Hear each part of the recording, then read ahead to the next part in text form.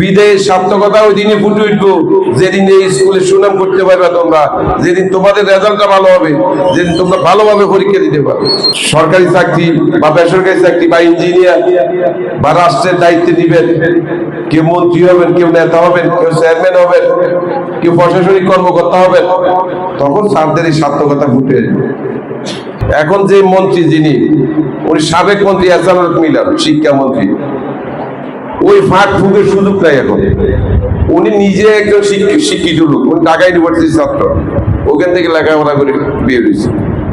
তো উনি স্যারদেরকেও অনিয়ম করলে অপমান অপদস্থ করতে এক সেকেন্ড চিন্তা করে না, যেখানে তোমরা ছাত্ররা দুটোর কথা। উনি 2001 ক্ষমতায়, তখনও মন্ত্রী, শিক্ষা প্রতিমন্ত্রী ছিল।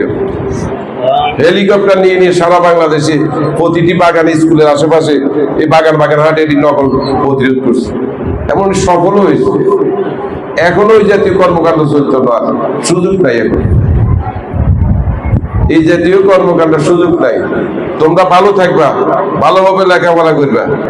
বিদেশ সার্থকতা ওই দিনই ফুটে উঠবো যেদিন এই স্কুলে সুনাম করতে পারবে তোমরা, যেদিন তোমাদের রেজাল্টটা ভালো হবে, যেদিন তোমরা ভালোভাবে পরীক্ষা দিতে পারবে। ভালোভাবে পরীক্ষা দিয়ে তোমরা ভালো রেজাল্ট করবে। আপনাদের বিদায় তখনই সফল হবে যেদিন আপনারা ভালো রেজাল্ট করবেন।